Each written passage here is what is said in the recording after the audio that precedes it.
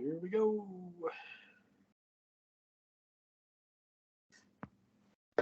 All right, this is the last section of new chemistry in chapter 20. After this, we just deal with synthesis, and there's a little section on spectroscopy at the very end.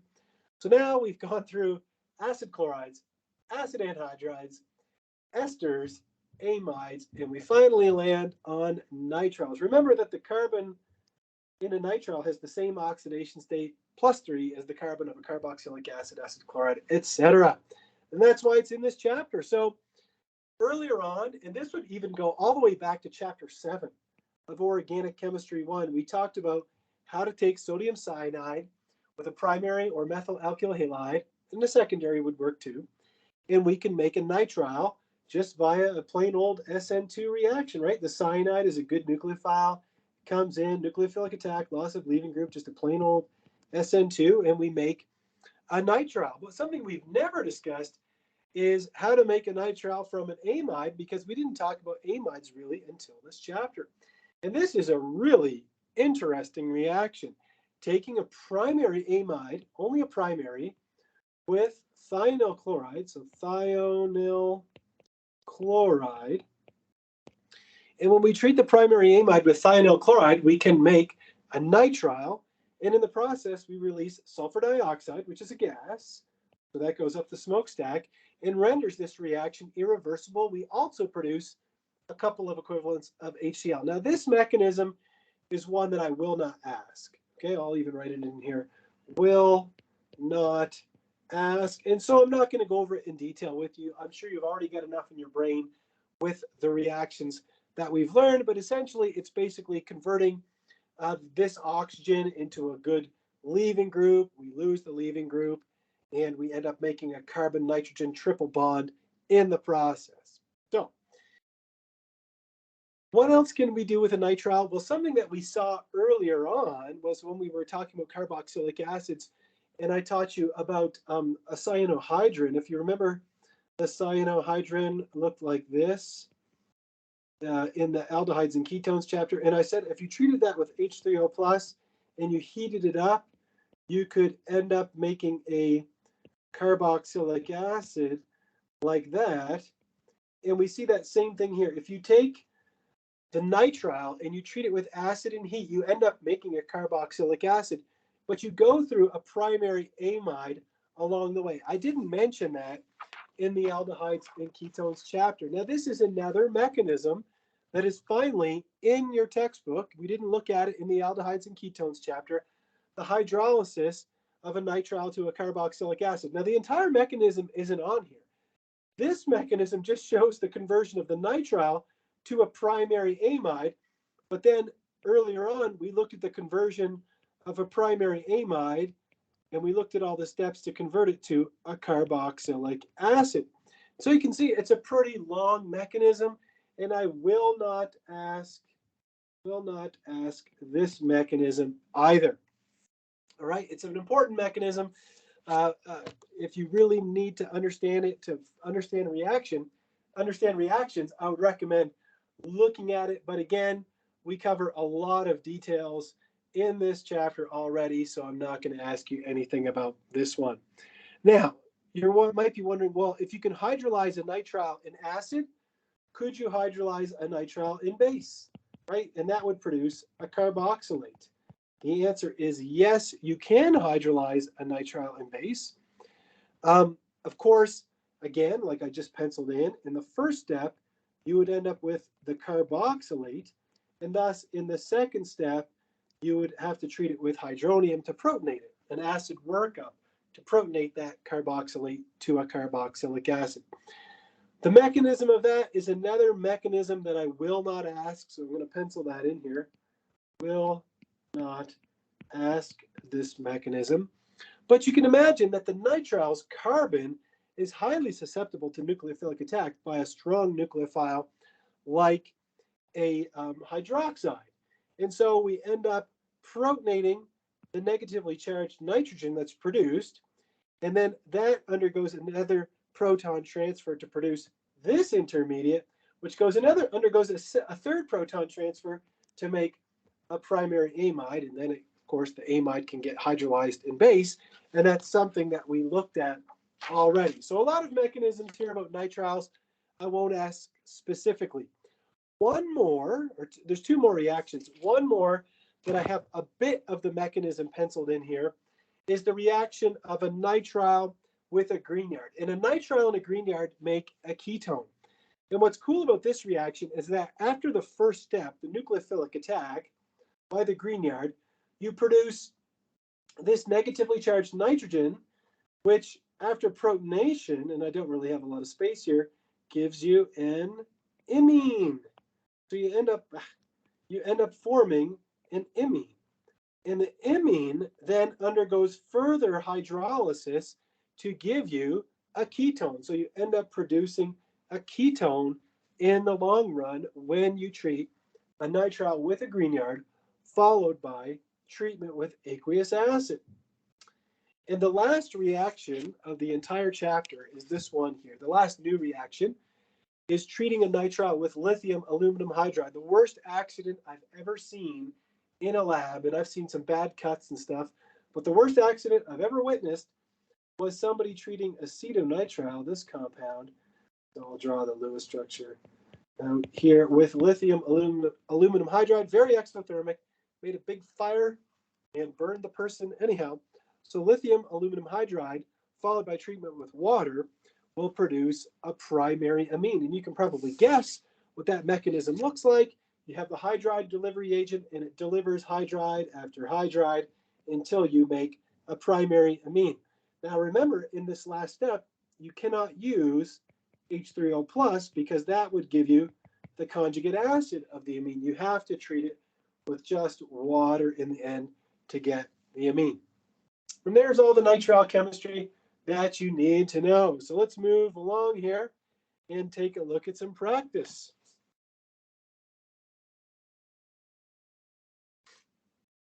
First reaction, taking a nitrile and treating it with lithium aluminum hydride followed by water. That, as we saw on this slide, is going to make a primary amine. So let's draw the primary amine that would be formed. Count the carbons carefully. 1, 2, 3, 4, 5. So we have, there we go. And then we're going to have a triple bond. You could either write, you're going to have your NH2 group over here. So we end up making a primary amine. Okay, so primary amine, like that. And the next one, let's go through it stepwise. The first step is we have benzyl bromide, and we're treating it with sodium cyanide. So after the first step, which is just an SN2 reaction, we're going to form this compound. So the cyanide is going to displace the bromine. So we end up with this nitrile. And then we're taking the nitrile and we're treating it with methyl magnesium bromide followed by acid. Well, after the second step, remember we form an imine. So we end up with, and I don't have a lot, maybe I'll just use phenyl like that. So we end up with an imine where we have the methyl group over here, and then we have a double bond to our nitrogen. So we form an imine. As an intermediate, I'm just going to erase this to make it a complete bond line structure. And then in the last step, we treat it with aqueous acid, and you hydrolyze the imine to a ketone. So after aqueous acid, we hydrolyze the imine to a ketone. Whoops, like that. There we go. All right, nothing to it. Well, there's not nothing to it. There's a lot to it, isn't there? So what do you want to do to master the content in this chapter? My suggestion is that when you're starting out a synthesis at this point in your career as an organic chemist, you really always need to be looking for changes in the carbon skeleton. Are we adding or removing carbons? And changes in functional groups. And we've seen a holy host of new functional groups transformations in this chapter, just piles of them. And so you need to be on your toes. Now, this is a summary of the reactions of the chapter. It doesn't cover every single thing. It covers most of them. There's a couple that are kind of missing in here. So I'm not going to go out and say, oh, this is every single thing possible. This is a lot of it, but not every single thing. So you might want to use this as a review. You could practice writing down the reactions. And there are two kinds of carbon-carbon bond forming reactions covered in this chapter. First of all, using a Grignard or a Gilman. Okay, Grignard and Gilman reagents, what that does is we keep the functional group in the same location, okay, going from the ketone to an alcohol, acid chloride to ketone, nitrile to ketone, whatever. Functional group doesn't change position. Whereas if you're adding a carbon, like with a nitrile, you're moving the functional group over a carbon. Same thing if you do the carboxylic acid synthesis using Grignard chemistry, you move the functional group over, right? It gets moved over a bit. Another thing that you'll find kind of rears its head once in a while in this chapter is epoxides, using epoxides to make carbon-carbon bonds. And oftentimes when we see a new functional group 2 carbons away, we went over this in chapter 12, oftentimes you can use an epoxide to do that. So that's another thing that you want to keep in mind, that epoxide chemistry can come up in this chapter.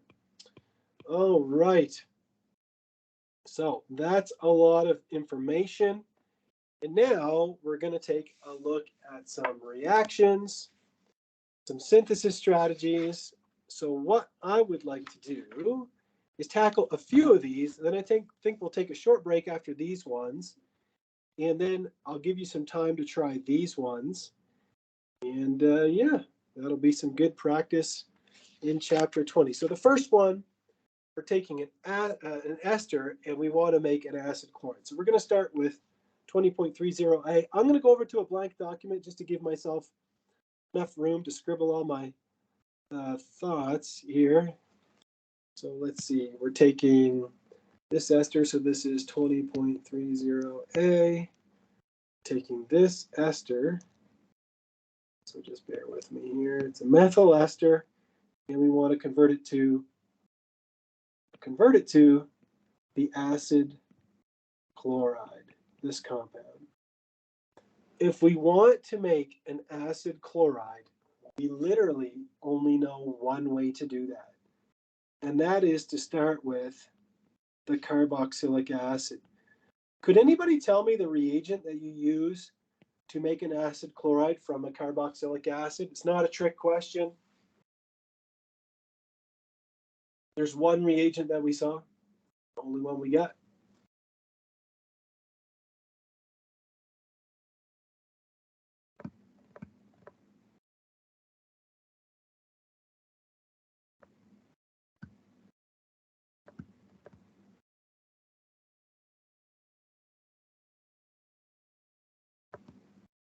Anybody to convert a carboxylic acid? Yes, thank you, Karen. Absolutely. It's thionyl chloride, isn't it? So Karen says SOCl2. It's the only thing we've got. So now we've simplified the question quite a bit. How do we get from an ester to a carboxylic acid? Well, you got two options. You can hydrolyze it in base, which is saponification, or you can hydrolyze it in acid. Hydrolyzing it in acid is a little bit easier because it's just one step. You would just put H3O plus. That's going to blow the ester apart, and that's going to give you the carboxylic acid. If you want to do it in base, you would have to say step 1, sodium hydroxide, step 2, H3O plus. You can add heat in there as a reagent if you want. I don't think it's really necessary in this case. And you just put SOCl2, and that's it. So a little bit of practice on saponification, acid hydrolysis, and thionyl chloride use. Let's try the next one. In the next one, we want to take a carboxylic acid. So this is B. We're going to take cyclohexane carboxylic acid, and we want to make a primary amine. Primary amine, like this. Now, what I remember from a couple slides ago is that we saw that you could make a primary amine if you had the amide. If we have the primary amide, then all we have to do is treat that with lithium aluminum hydride followed by water. And I said it's one of those things, the mechanism isn't even covered in the book. How do you remove that oxygen? You could look that up if you want to. Don't have to know it for this class, But now you've simplified the problem greatly. How do we get from a carboxylic acid to a primary amide? Sorry, my amide's kind of squeezed there, isn't it? It's really stuck on the side. Let me move it over a little bit. You know, we've made it a lot simpler now to get to that primary amide, because we looked at this many times today, that if we want to make a primary amide from a carboxylic acid, first we would make the acid chloride, the same way we did in the last problem. So now we have our acid chloride, and we said, okay, well, if you want to make a primary amide from an acid chloride, all you've got to do is treat it with excess ammonia, and that will give you the primary amide. Now we're at the last two steps. First, treatment with lithium aluminum hydride. So it's excess lithium aluminum hydride, LaH. And in the second step, we treat it with water, not acid, because again, if you treated it with acid, you'd end up with the ammonium. You don't want that. So there we go, a little more practice there.